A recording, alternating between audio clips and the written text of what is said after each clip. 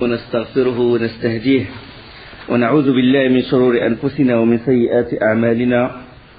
من يهده الله فلا مضل له ومن يضلل فلا هادي له، وأشهد أن لا إله إلا الله وحده لا شريك له، وأشهد أن محمدا عبده ورسوله. أما بعد، فإن أصدق الحديث كتاب الله تعالى، وخير الهدي هدي محمد صلى الله عليه وسلم، وشر الأمور محدثاتها، وكل محدثة بدعة، وكل بدعة ضلالة، وكل ضلالة في النار.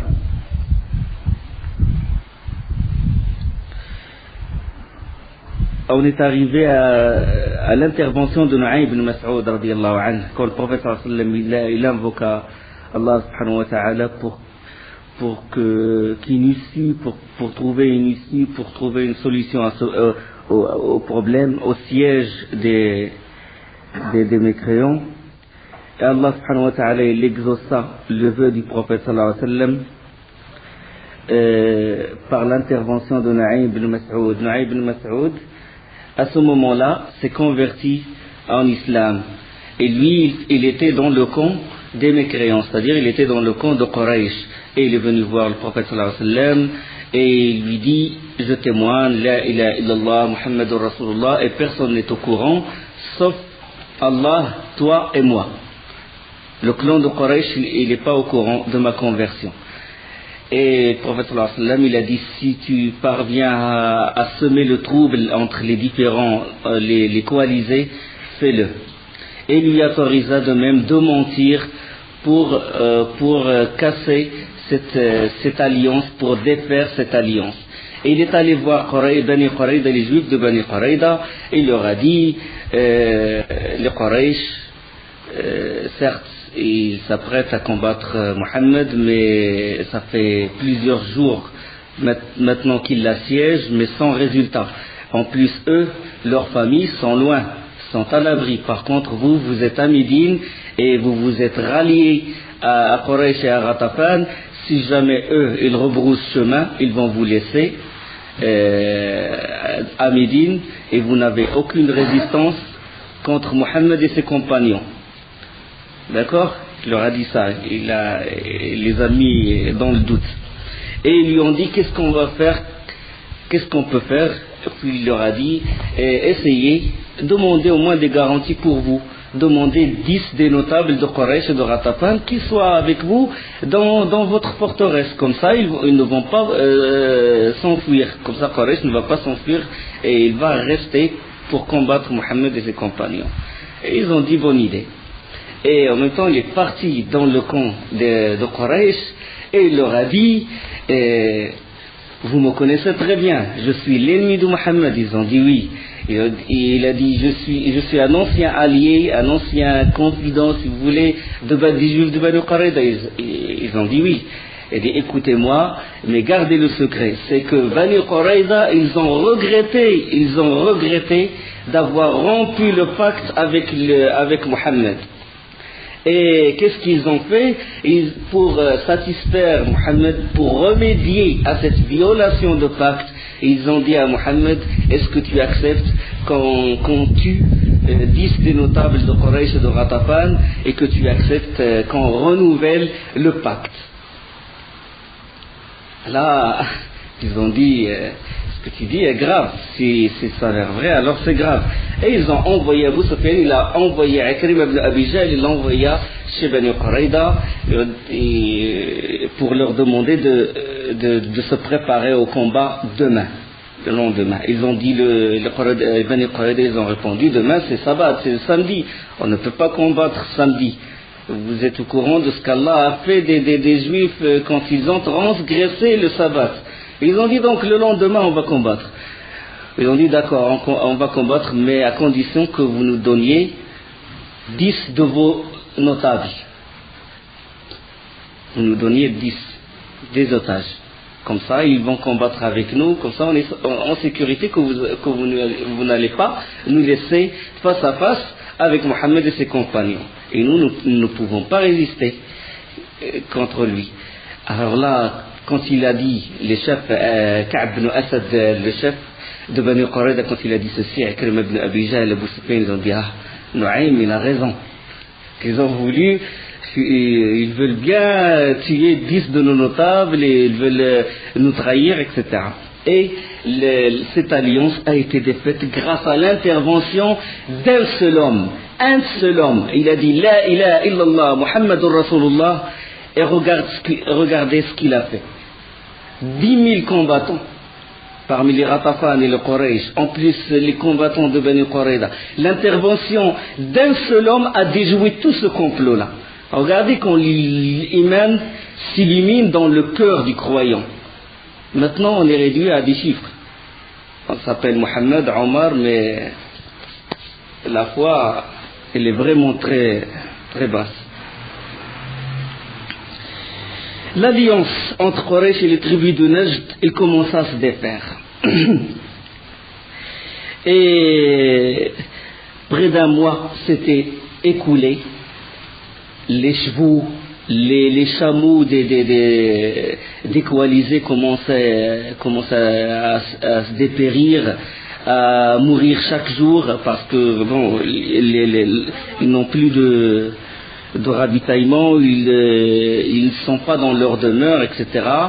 Et ils n'ont pas pu résister parce que 25 jours plus un mois de siège sans aucun résultat.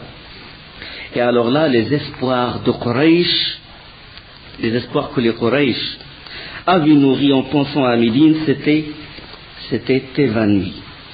Et alors, en plus, ce qui les a fait désespérer davantage, c'est qu'il y avait un vent glacial, un ouragan, qui a arraché leurs tentes, les feux qu'ils allumaient, ils s'éteignaient vite, leurs hommes commençaient à se fatiguer, les chevaux ne tiennent plus le coup, et à la nuit venue, une tempête exceptionnelle, il a fait rage dans la plaine, et le vent il soufflait en ouragan, comme j'ai dit, et là, du côté du camp du prophète sallallahu alayhi wa sallam, le prophète sallallahu alayhi wa sallam, il a senti qu'il y a quelque chose, qu'il y aura un renversement des situations, et puis il a prié tard dans sa tente, dans le camp, et puis le prophète sallallahu alayhi wa sallam a dit, lequel d'entre vous va se lever pour aller voir ce que fait l'ennemi et revenir me le dire. Lequel d'entre vous, il va se lever pour voir ce qui se passe dans le camp de l'ennemi. Et s'il revient, j'implorerai Allah pour qu'il soit mon compagnon au paradis. Si cette personne se lève et me ramène l'information, il sera au paradis. J'implorerai Allah qu'il soit mon compagnon au paradis. Aucun compagnon n'a pu se lever. Tellement ils étaient défaits, tellement ils étaient fatigués, en plus de la faim, 25 jours de siège.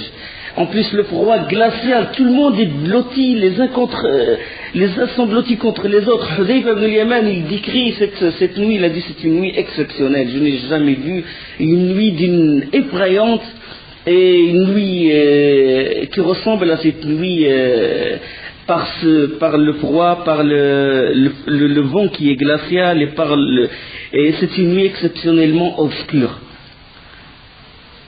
Personne n'a pu se lever. Tout le monde avait peur, la faim, la fatigue, la lassitude.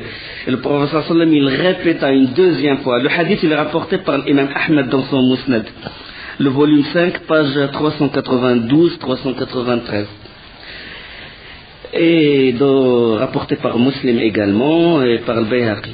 Et le prophète sallallahu alayhi wa sallam, il répéta, lequel d'entre vous va se lever pour aller voir ce que fait l'ennemi et revenir me le dire, j'implorerai Allah que celui-là soit mon compagnon au paradis. Une deuxième fois, personne ne s'est levé. Une troisième fois, personne ne s'est levé. Et personne ne voyait l'autre, il n'y avait pas de lumière. Et puis le prophète sallallahu alayhi wa sallam, il marcha au milieu des compagnons, puis son pied, il toucha la cuisse d'un des compagnons. Il a dit, qui celui que j'ai touché avec mon pied? Puis le compagnon, il a dit, envoyé d'Allah, c'est Hudayfa. Il a dit, Hudayfa, lève-toi. Hudayfa, il s'est levé dans un état, il a dit, Wallah, j'étais dans un état de pauvreté extrême. Je ne portais qu'un vêtement qui appartenait à ma femme et qui arrive à peine à mon genou. Et il s'est levé grelottant Et le prophète sallam lui dit, lève-toi et va dans le camp des mécréants et regarde ce qu'ils font. Mais n'entreprends rien d'autre avant d'être revenu parmi nous. C'est-à-dire, n'ajoute rien de ce que je t'ai demandé, je t'ai ordonné de faire. Tu fais ce que je t'ai demandé de faire. Tu vois ce qu'ils ont, tu pénètres dans le camp de l'ennemi, tu regardes ce qu'ils font et tu reviens. Et n'entreprends rien du tout. Et le prophète sallam, là, le hadith rapporté par Hudayfa ibn al-Yaman lui-même, il invoqua Allah pour moi. Hudayfa, il raconte, le prophète sallam a dit, Seigneur Allah, protège-le du mal qui peut l'atteindre devant lui, derrière lui, à sa gauche, à sa droite, au-dessus de lui et en bas de lui. Allahumma hafazhu min bayni yadayhi wa min khalfihi wa an yaminihi wa an shimalihi wa min fawqihi wa min tahtihi. À peine, Hudayfa il raconte, il a dit, à peine j'ai marché quelque part que je me suis senti comme dans un hammam. Ça y est, plus de froid, Et il a dit, subhanallah, mais la douleur de faim que je ressentais, elle est sortie de mon ventre. Et il marcha normalement, et il se rapprocha du camp, il franchit la tranchée, le khandaq, et il se rapprocha du camp, et il raconte, radiyallahu anhu, il a dit, j'ai découvert que le vent du côté du camp des mécréants est plus intense que de notre côté, et plus glacial. Il a dit, des tentes s'envolaient en l'air. Et des gens qui essayaient de faire contrepoids sur les pieux des tentes pour qu'ils ne s'arrachent pas. Et ce qu'on appelle le qadr, des marmites tombaient comme ça, qu'ils préparaient leur repas à manger dans des marmites, et le vent tellement était fort qu'il fait renverser ces marmites-là et les feux s'éteignirent. Et Hudayfa se rapprocha du camp, et là, il a vu un grand feu au milieu du camp. Et un homme corpulent et de grande taille, en train de se réchauffer près de ce feu, et a appelé les autres gens, appeler les autres chefs des autres clans. Il les appelle. Venez vers moi. Il a dit pendant qu'il se rapprochait davantage, et c'était Abu Sufyan. Et Hudayfa ibn al-Yaman, il a pris une flèche, il a pris un arc, et puis il a visé. Il a dit, Wallah, si j'ai tiré cette flèche, si j'avais tiré cette flèche, je l'aurais atteint, je l'aurais tué. Mais après, il s'est rappelé que le prophète sallam lui a dit, n'entreprends rien. Le chef de tous les coalisés, Abu Sufyan, était là devant lui, il n'y a personne entre eux, il a fallu juste qu'il tire et qu'il le tue, mais pourtant il n'a pas fait obéissance totale au prophète sallam. Le prophète sallam lui a dit, n'entreprends rien. Ramène-moi juste ce qu'ils sont en train de faire. Et puis il a remis la flèche à sa place, et il pénétra dans le camp, au milieu des combattants de Quraysh et de Ghatafan. Et il s'est assis au milieu d'eux. Et Abu Sufyan a dit, je vous ai réunis pour prendre une décision très importante. Une décision qui est très importante. Maintenant, chacun de vous, qu'il regarde celui qui est à son côté. Il a eu peur qu'il y ait un espion, quoi que ce soit. Chacun de vous, il regarde celui qui est à côté de lui. Comme ça, on est sûr qu'il n'y a que les chefs de Ghatafan, de Quraysh, de Fazara, de Banu Murra, etc. Hudayfa, au milieu d'eux, qu'est-ce qu'il fait? Il a eu un moment de lucidité, puis il a appelé celui qui est à sa droite, il a dit, qui tu es? Et puis la personne, il a dit, fils tel de fils, c'est à sa gauche. Et toi, qui tu es? Et il a dit, fils tel de fils. Personne ne m'a posé la question. Moment de lucidité. Et Abu Sufyan commença son discours. Ô Quraysh, nos chevaux sont en train de mourir. Les Bani Qurayza nous ont lâchés, et là on nous a dit qu'ils cherchent à nous trahir. Et vous savez ce qui se passe, nos tentes ils s'arrachent, l'état où nous sommes, donc il vaut mieux qu'on retourne chez nous. À peine il a terminé ces mots que tout le monde se lève. Ar-Rahil, Ar-Rahil, tout le monde. Allez, on retourne chez nous, on retourne chez nous. Tout le monde est lassé, tout le monde est fatigué. Ils veulent retourner chez eux. Et discrètement, Hudayfa radiallahu anhu s'est retiré, regagné le camp où se trouve le prophète sallallahu alayhi wa sallam. Toujours dans son hammam, tranquille, ne ressentant pas de froid. Il arrive au camp, et puis où est l'envoyé d'Allah? Ils ont dit, il est dans sa tente, en train de prier. Et dès qu'il est rentré dans la tente du prophète sallallahu alayhi wa sallam, dès qu'il s'approchait du prophète sallallahu alayhi wa sallam, le hammam est parti. Puis il a ressenti le même froid, et commence à grelotter près du prophète sallallahu alayhi wa sallam. Et le prophète sallallahu alayhi wa sallam priait tranquillement. Il lui impatient que le prophète sallallahu alayhi wa sallam termine la prière, comme ça il lui parle. Et le prophète sallallahu alayhi wa sallam, dans sa prière, il a vu que Hudayfa est à côté de lui, et puis il le ramena vers lui. Et puis Hudayfa s'est assis à côté du pied du prophète sallallahu alayhi wa sallam. Et le prophète sallallahu alayhi wa sallam a pris sa couverture, son manteau, et au fond de sa couverture, il a couvert Hudayfa. Et il a terminé sa prière, il a fait ruku' sujoud, Hudayfa toujours collé à ses pieds et couvert par un pan de la couverture du prophète sallallahu alayhi wa sallam. Dès qu'il a fait taslim, les salutations, Hudayfa lui fit le récit de ce qu'il a vu, etc. Et le prophète sallallahu alayhi wa sallam lui a dit, maintenant, dors. Il a dit, dès qu'il lui a dit dors, Hudayfa il est tombé, il s'est endormi. Et il ne s'est réveillé que le matin. Le matin, le prophète sallallahu alayhi wa sallam le réveilla, il lui dit, Qum ya Nauman, réveille-toi, ô dormeur. Hudayfa il s'est réveillé, le calme, il a vu qu'il n'y a plus de vent, plus d'ouragan, le calme est revenu, il n'y a plus de siège, et les mécréants sont partis, et le calme est revenu, la sérénité et la sécurité il a commencé à ressentir une sérénité, et Allah subhanahu wa ta'ala a fait éloigner les mécréants. وَرَدَّ اللَّهُ الَّذِينَ كفروا بغيظهم لم ينالوا خيرا وكفى الله المؤمنين القتال وكان الله قويا عزيزا. Allah subhanahu wa ta'ala il dit dans Sourate Al-Ahzab, il dit, et Allah a renvoyé avec leur rage les infidèles sans qu'ils n'aient obtenu aucun bien, et Allah a épargné aux croyants le combat, et Allah est fort et puissant.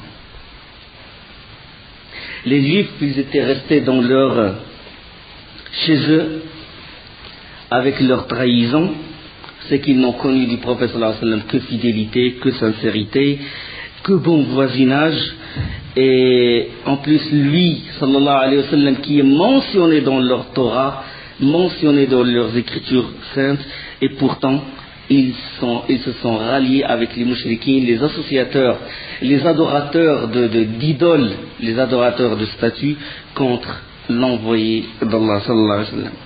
C'est une honte éternelle, trahison. Là, les compagnons, ils rentrèrent chez eux, revoir leur famille, leurs enfants. Le prophète sallallahu alayhi wa sallam, il est rentré chez lui, dans la maison de Aïcha radiallahu anha, il ôta ses vêtements et commença à se laver. Et puis, quelqu'un frappa à la porte, et Aïcha lui ouvrit la porte. C'est qui? C'était Dihya al-Kalbi, c'était un compagnon qui s'appelle Dihya al-Kalbi. Et il a dit, l'envoyé d'Allah, il est là. Il appela le prophète sallallahu alayhi wa sallam, et puis le prophète sallallahu alayhi wa sallam, dès qu'il s'approcha, il a vu Dihya al-Kalbi, il a su qui c'est. C'était Jibril alayhi salam. Jibril, il prend la forme de Dihya al-Kalbi, il prend la forme d'un des compagnons du prophète sallallahu alayhi wa sallam. On sait que Jibril, il peut prendre la forme d'un être humain. C'est clair, le hadith célèbre de Jibril, de l'iman, de l'islam et de l'ihsan, quand un homme s'est assis auprès du prophète sallallahu alayhi wa sallam, il a mis sa main, etc. Et de même dans le Coran, sur Maryam alayhi salam, fatamassala laha basharan sawiya, il se manifesta à elle sous forme d'un homme parfait. Donc l'ange, il peut prendre la forme d'un être humain. Jibril a dit au prophète sallallahu alayhi wa sallam, as-tu déposé les armes? Le prophète sallallahu alayhi wa sallam, il a dit oui, j'ai déposé les armes. Et Jibril, il a dit, mais les anges ne les ont pas encore déposés. Allah t'ordonne maintenant de combattre Bani Quraïda. Il a dit, je me dirige vers eux en compagnie d'autres anges. Le problème, l'histoire n'est pas encore finie. Il faut punir Bani Quraïda pour la chose qu'ils ont fait, la trahison, la grande trahison. Aussitôt le prophète sallam, il remit ses armures, la tenue du combat, et il est sorti de chez lui, il a trouvé un groupe de compagnons en train de l'attendre. Avez-vous vu quelqu'un? On n'a vu personne sauf Dihya al-Kalbi, le compagnon. Il a dit monter sur une mule blanche harnachée d'une selle recouverte de soie. Il a dit c'est l'archange Jibril. Et il a été envoyé au Bani Quraïda pour ébranler leur fortin. Que l'un de vous n'accomplisse la prière de l'Asr qu'à Bani Quraïda. Ça veut dire qu'il faut faire vite, maintenant il faut aller au village de Bani Quraïda. Du coup, les compagnons, chacun il a pris son armure et tout, et ils ont suivi le prophète sallallahu alayhi wa sallam. Ceux qui sont arrivés au village de Bani Quraïda avant le Maghrib, ils ont fait la prière tranquillement.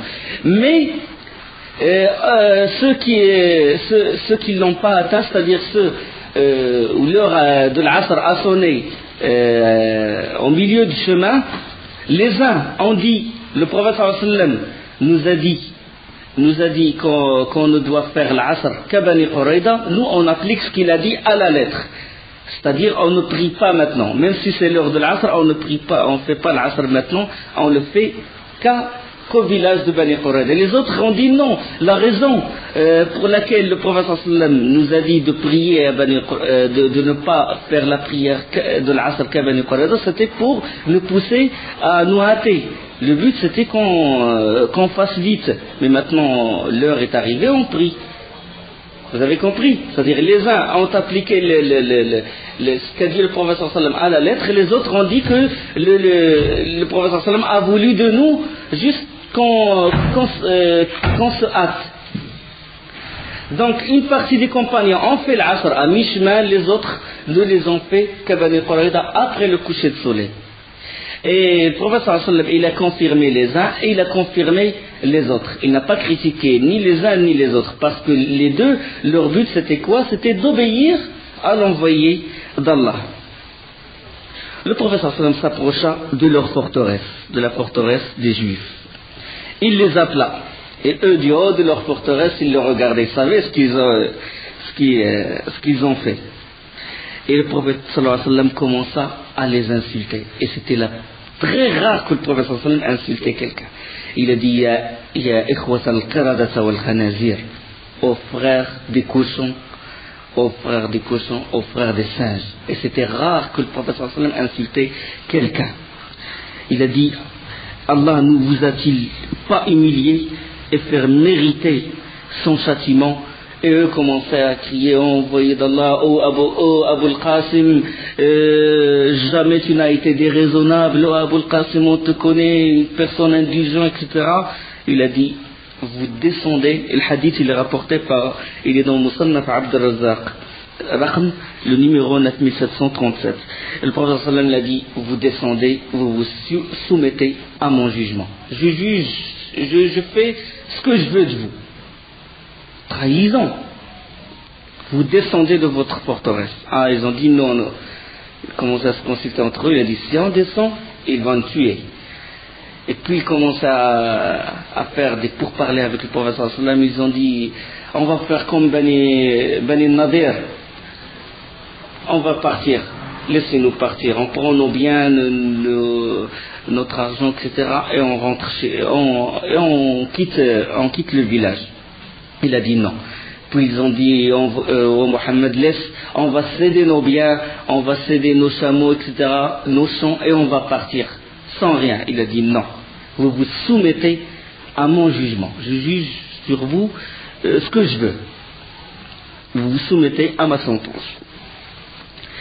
Et les Bani Quraïda, quand ils furent assiégés durant à peu près 25 jours, 25 jours selon certaines versions, et ils demandèrent au prophète sallallahu alayhi wa sallam de les laisser consulter un de leurs alliés. On sait que la tribu de l'Aous qui vivait à Médine est l'allié de Bani Qurayza, tout comme le Khazraj était l'allié de Bani Qaynuqa. Et le prophète sallallahu alayhi wa sallam ordonna à Abu Lubaba, il ordonna à Abu Lubaba de se rendre chez eux. Dès son arrivée, Abu Lubaba est entré dans leur forteresse. Dès son arrivée, il fut frappé par le spectacle de femmes et d'enfants en pleurs, en train de pleurer, les femmes pleuraient, les enfants pleuraient, et puis les hommes, ils se levèrent vite de l'accueillir, et il était attendri par ce spectacle. Ils ont dit à Abu Lubaba, devons-nous nous rendre ou nous en remettre à la sentence de Mohammed, ou à la décision de Mohammed? Il a dit oui. Il a dit oui, mais en même temps il a mis le doigt sur son cou. Il a dit comme ça veut dire que s'ils se livrent, ils vont être massacrés. Et Abu Lubaba, à peine il a fait ça, qu'il s'est senti, il a dit, ça y est, j'ai trahi Allah et son prophète. Il a dit, je me suis pas senti, il a dit, ça m'est échappé, il a dit. Comment, dès qu'il a dit ça, il a mis le doigt sur son cou. Et il a regretté ce fait. Et il est parti directement, il n'est même pas allé voir le prophète sallallahu alayhi wa sallam, il est allé directement à la mosquée de Médine et il est rentré il a appelé sa femme, il a dit, attache-moi entre la colonne, il s'est mis à côté d'une colonne de la mosquée, il a dit, attache-moi près de cette colonne. J'ai trahi Allah et son prophète,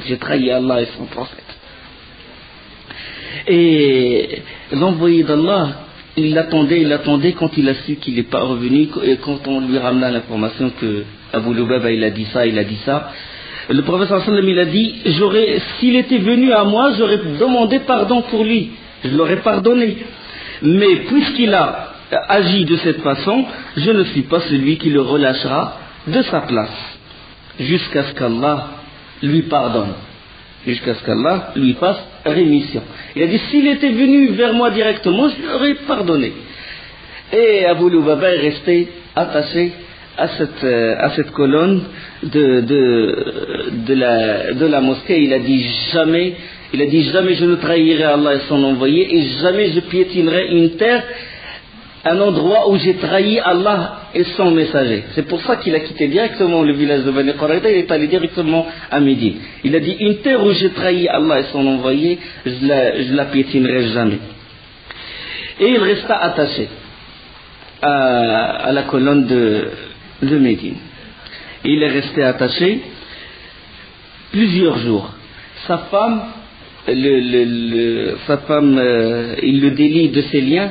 Quand on l'appelle de la prière, il fait annonce, c'est-à-dire quand l'adhan il fait l'annonce de la prière, sa femme le délie, il fait la prière avec les compagnons, et après il le rattache de nouveau. Et quand il veut faire ses besoins, il est resté dans cette colonne plusieurs jours. Jusqu'à ce qu'un jour, le prophète sallallahu alayhi wa sallam commença à sourire. Un matin, il commença à sourire, puis Umm Salama radiallahu anha, la femme du prophète sallallahu alayhi wa sallam, lui a dit qu'Allah te réjouisse, pourquoi tu souris? Et le prophète sallallahu alayhi wa sallam il a dit, Allah a pardonné à Abu Lubaba. C'est-à-dire qu'Allah, le prophète sallallahu alayhi wa sallam il a reçu la révélation qu'Allah il a pardonné à Abu Lubaba. Et Salama il a dit, puis-je lui annoncer la bonne nouvelle? Il a dit oui. Et il est allé voir Abu Lubaba, il lui a dit qu'Allah t'a pardonné, Allah il a accepté ton repentir. Et dès qu'il a dit ça, les compagnons ils se précipitèrent vers Abu Lubaba pour le délier de ses attaches, de ses liens. Et lui il a crié, il a dit non, il a dit personne ne me détache, sauf l'envoyé d'Allah. Il a dit je reste, personne, éloignez-vous. Et le prophète sallallahu alayhi wa sallam il a fait la prière de Fajr, et après il est allé le délier par ses nobles mains de ses liens.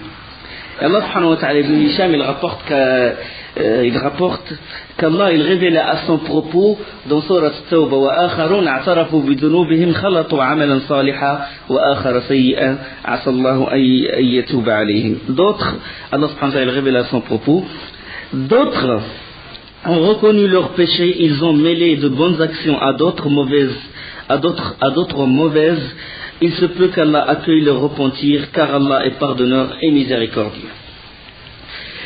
Quand le siège épuisa Bani Qurayda, là ils furent convaincus que le prophète sallallahu alayhi wa sallam ne va pas les relâcher. L'un de leurs notables, Ka'b ibn Asad, les rassembla et leur dit: vous voyez la situation dans laquelle vous vous trouvez, je vous propose 3 suggestions. Maintenant vous n'avez que 3 choix. Ils ont dit lesquels? Il a dit: nous entrons dans la religion de cet homme. La première solution, c'est que nous entrons dans la religion de cet homme, et le suivant. Il a dit: par Allah, il est apparu clair pour vous, qu'il est un prophète envoyé. C'est celui que vous trouvez dans votre livre. Il est clair maintenant. Il se trouve, même sa sira, il se trouve dans la Torah. Donc beaucoup de signes, vous avez beaucoup de signes de cet homme, qu'il est l'envoyé d'Allah. Donc on le suit, on l'obéit. Ça c'est la première solution. Il a dit: ainsi, vous serez en sécurité, vous et vos enfants et vos biens. Si vous rentrez en islam, il ne vous touchera pas. Ils ont dit: jamais, jamais, jamais, jamais nous renoncerons à la loi de la Torah. Il a dit: donc je vous propose une deuxième solution. Il a dit: qu'on va faire maintenant, on va tuer nos femmes et nos enfants. On tue nos femmes et nos enfants et on sort. Avec les épées, on le combat. Comme ça, s'ils nous tuent, on est tranquille, on n'a pas à s'inquiéter sur nos femmes et sur nos enfants.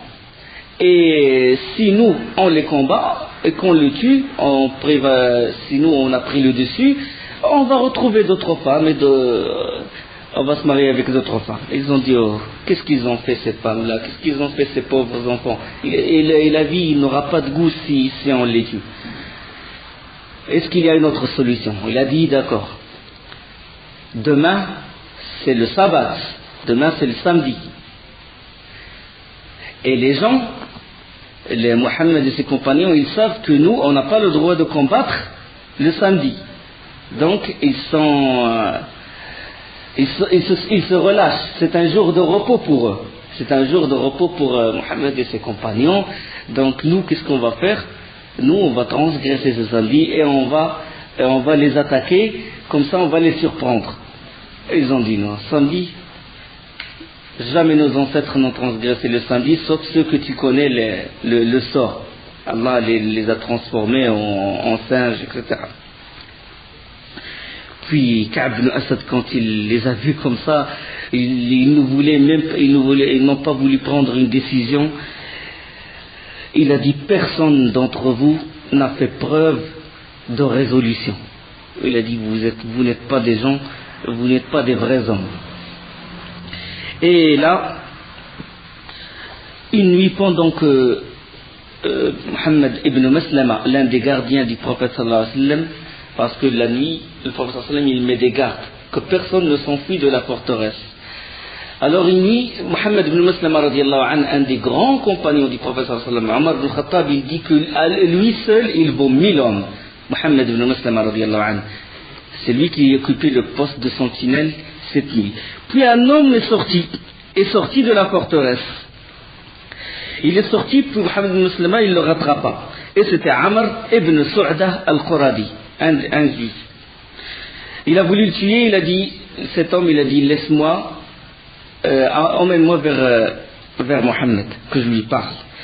Il l'emmena. Il dit: oh Mohammed, quand Bani Qurayda t'ont trahi, ils ont rompu le pacte, ils ont déchiré le pacte qui a été rédigé. J'étais le seul à être contre. Moi, je leur ai dit: moi, je ne trahirai jamais Mohammed. Je connais sa sincérité, sa fidélité. Il a dit: tu as raison. Le prophète sallallahu alayhi wa sallam, il a dit: ce que tu dis est vrai. Tu as raison. et il demanda qu'on le libère. Il a libéré cet homme-là, et le prophète sallallahu alayhi wa sallam, il a dit, voici un homme qu'Allah a sauvé pour sa fidélité. Parce que le prophète sallallahu alayhi wa sallam, ce n'était pas une question de vengeance, c'était pas de se venger des juifs, c'était de punir ceux qui ont rompu le pacte. Le siège a duré 25 jours. 25 jours de siège. Ali radiallahu anhu a dit, il faut en finir, il faut qu'on les attaque. Et il appela Zubair ibn al-Awwam radiallahu anhu et un autre groupe de cavaliers. Ils ont formé un escadron de la mort. Ils ont dit, on rentre mais on ne revient pas. Ou bien on tombe, shuhada fi sabilillah, martyr fi sabilillah, ou bien on prend la forteresse. Et ils ont formé cet escadron, et puis ils foncèrent directement vers la forteresse. Les autres, les juifs, les regardaient de haut. Dès qu'ils les ont vus accélérer pour rentrer dans la forteresse, commençaient à crier, oh Mohammed, on se soumet à ton ordre. Et le prophète sallam l'a dit, vous vous soumettez, d'accord. Et ils sont descendus. On ligota les hommes, 700, selon des versions 800 hommes, selon des versions 900 hommes.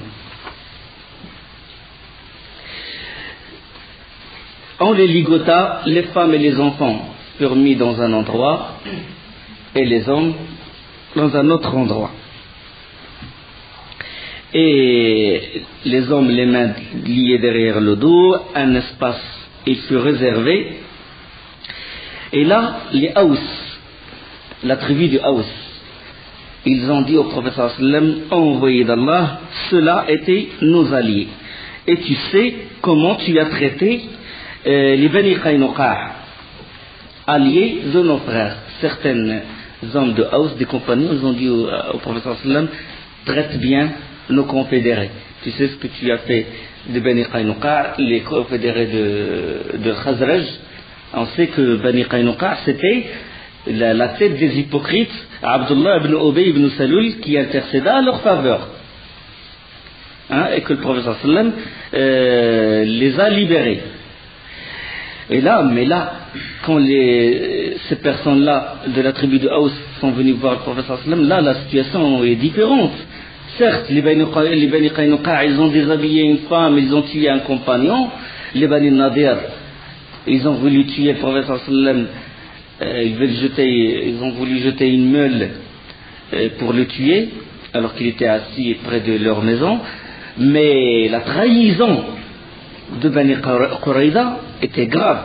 C'était une ouverture du sud-est, et c'était laisser le passage à Ratafan, Fazara, à 10 000 ans pour rentrer, pour conquérir tout Médine. Donc la question diffère là. Puis le prophète sallam leur a dit, serez-vous satisfait, homme de Aous, si c'est l'un de vous qui prononce la sentence? Je vais donner le pouvoir à l'un de vous, et c'est lui qui prononce la sentence. Ils ont dit bien volontiers. Il a dit, alors ce sera Saad ibn Mu'adh radiyallahu anhu. Et ils ont dit, Saad ibn Mu'adh, on est d'accord. L'information elle parvint aux juifs de Bani Qurayza. Ils ont dit, Saad ibn Mu'adh, tu sais Saad ibn Mu'adh, c'est notre allié, c'est notre ami Saad ibn Mu'adh. Et Saad ibn Mu'adh, il est où? Saad ibn Mu'adh, il est dans la mosquée, du prophète sallallahu alayhi wa sallam, dans une mosquée, dans la tente de Rufayda, assisté par Rufayda radiyallahu anha, parce qu'il a été touché à l'épaule. On sait qu'il a été touché par une flèche à l'épaule. Et c'est pour ça qu'ils disent que Rufayda c'était la première infirmière de l'islam, parce que elle a dressé une tente à l'intérieur de la mosquée pour accueillir tous les blessés, pour assister tous les blessés. Et Saad ibn Mu'adh était en train d'invoquer Allah, dans cette tente, en train d'invoquer Allah subhanahu wa ta'ala. Il dit, Seigneur Allah, s'il y a encore une bataille contre Quraysh, laisse-moi en vie. Laisse-moi en vie, parce qu'il n'y a pas de gens que désirent combattre, que ceux qui ont fait du tort à ton messager l'ont démenti et l'ont banni. Mais s'il n'y a pas de confrontation avec Quraysh, alors prends mon âme comme martyr, fi sabil, dans ta voie. Mais ne prends mon âme que si tu me montres quelque chose qui rafraîchit mes yeux, punir Bani Qurayza. Punir Bani Qurayza. Et Allah exauça son dua. Une partie de ce hadith il se trouve dans Sahih al-Bukhari. Allah exauça son invocation et le prophète sallam demanda qu'on ramène Sa'd ibn Mu'adh radiyallahu anhu. Il était tellement blessé qu'il ne peut pas monter, qu'il ne peut pas marcher et qu'il ne peut pas monter sur un cheval ou sur un chameau. Donc ils l'ont mis dans une, vous voulez une paillasse, c'est bon, une paillasse, et ils l'ont mis sur un âne et ils l'ont ramené au camp de l'envoyé d'Allah. Ils l'ont ramené au camp où se trouve le prophète sallallahu alayhi wa sallam. Et dès qu'il s'approcha, le prophète sallallahu alayhi wa sallam a dit levez-vous. Il a dit levez-vous pour accueillir votre chef. Qumu li sayyidikum. Et en chemin, déjà, les notables de Aous, ils multipliaient leurs demandes. Ils ont dit Abu Amr, traite bien tes confédérés. Car si l'envoyé d'Allah t'a désigné pour prononcer un jugement, c'est uniquement pour que tu te montres indulgent à leur égard. Chacun il dit traite bien tes confédérés, traite bien tes confédérés. Et Sa'd ibn Mu'adh ne cesse de dire le moment est venu pour Sa'd. Le moment est venu pour Sa'd pour ne se préoccuper du blâme d'aucun blâmeur. لقد آن لسعد ألا تأخذه في الله لومة لائم. L'heure est maintenant venue pour Sa'd, de la cause d'Allah, de ne pas se préoccuper du blâme de celui qui blâme. Et les plus intelligents parmi les Haus, ils ont compris et ils ont couru directement chez les leurs et tout, ils ont dit c'est terminé pour Bani Qurayza. Ils se levèrent, quand le prophète sallam leur ordonna, il a dit levez-vous, qumu li sayyidikum, levez-vous pour accueillir votre chef. Ils se levèrent et le déposèrent de sa monture. Et là, les musulmans, ils ont dit Abu Amr, le prophète sallallahu alayhi wa sallam te confie la décision sur tes alliés. وإن الله la suite après وأقول قولي هذا سبحانك اللهم بحمدك أشهد أن لا إله إلا أنت أستغفرك وأتوب إليك.